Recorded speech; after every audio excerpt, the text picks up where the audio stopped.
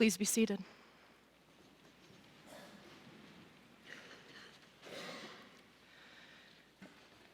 Dear Jesus, son of Joseph, congratulations on writing your first sermon and submitting it for publication here at Pulpit Press, Incorporated. We take pride in being number one in edifying publications and are always on the lookout for new and fresh ways of spreading the extreme word of God, registered trademark. We regret to inform you that we cannot publish your submission Sermon on the Mount and offer the following feedback for you to consider at this foundational time of your career. We note a lack of humor in the sermon. Always start with a good joke, even a bad joke, actually. I heard a great one the other day about how many Germans it takes to screw in a light bulb. 9. See? Don't you feel more inclined to read this rejection letter after a nice joke? No one doesn't like a good light bulb one, and that one's on the house. If humor is not your strong suit, then tell a personal story. People want to connect with their preachers, Jesus, and you're giving us nothing to go on about who you are inside. Now, some of us think parts of your sermon are funny, but I'm not sure if that's what you're intending. Blessed are the poor in spirit, the meek, the weak. Blessed are the broke and the sad and the ones who get made fun of. Is this a joke? Tell us exactly how they're blessed. We're wondering, did you have an actual career before trying to become a preacher? If you've ever desired to be a professional anything, time to start downplaying these traits. Wannabe preachers in particular. Preachers are bold, polished, erudite, strong, successful. Image is everything. Have you seen Joel Osteen's teeth? We recommend some trendy glasses and designer jeans. Also, a wife and 2 kids, hugely attractive. You're in your 30s now. People talk. No one here at Pulpit Press Incorporated is exactly clear as to where you're going with these blessings. If the persecuted are blessed, what about the people who follow you who are not weak nor poor, in spirit or otherwise?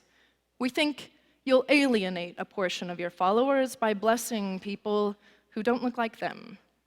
And it's likely they'll find someone to tell them that blessed are the successful, for it means that God favors them above all. They'll find someone to tell them that blessed are those with walls, who will never have to confront their poor and weak and meek neighbor. In our time, blessed are the straight talkers, which you ought to really work on. In the 21st century, we're not really concerned with causing hatred and division so long as we have the thrill of a one-line zinger to the other party. The more bombastic, the higher the ratings. Take notes. Moving on. We note good metaphor and imagery usage about being salt and light, but it seems like you could punch it up a few notches. The salt of the earth, you say? Salt is such a passive image. What if you were the ghost pepper instead? You are the ghost pepper to flavor the entire chili with the burn of your righteousness. That one's on the house too. And the light image, a candle, so vulnerable and limited. One candle barely illuminates the page in front of you.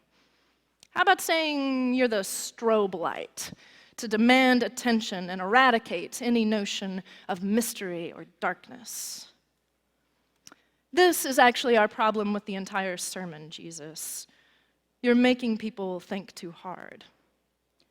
I don't get the feeling like you're actually trying to gain the most followers or console anyone at all. Your hyperbole is downright shocking. You say that you are not coming to abolish the law, which is bad enough, because people want a grace that doesn't demand anything of their time or effort or loving of their unlovable neighbor. You say you want to keep the law. And more than that keeping it is harder than we could possibly imagine. Chop off your arm if it causes you to sin. Put out your eyes if you've ever looked with desire on anyone. And you're an adulterer if you've been divorced. To cap it all off, these things are no longer going to land you a momentary punishment doled out by a council, as the law would have it. Now the punishment is an eternal one in the flames of hell.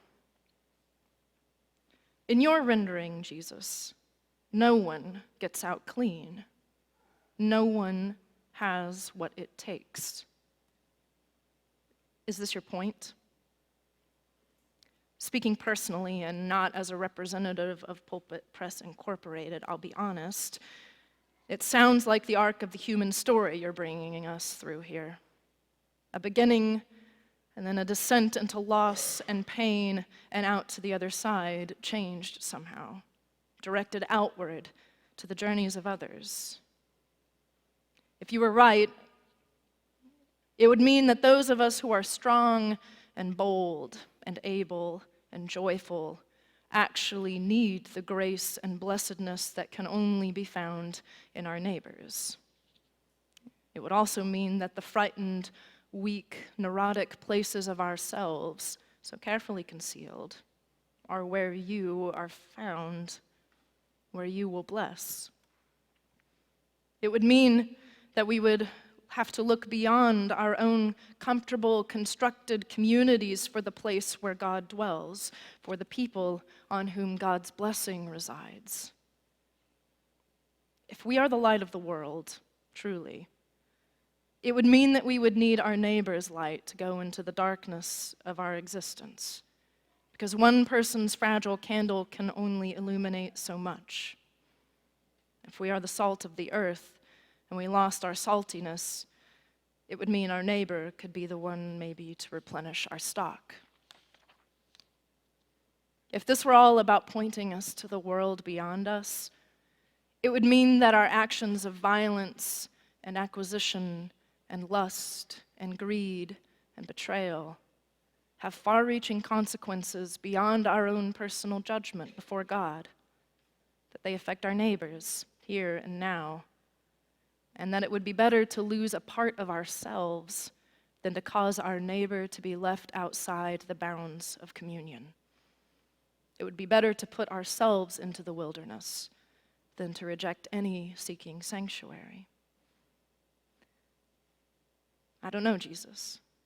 This is a hard word in an individualistic, materialistic, celebrity-fueled, anger-driven world. I think you might be right. This is not how I intended this letter to go, for the record.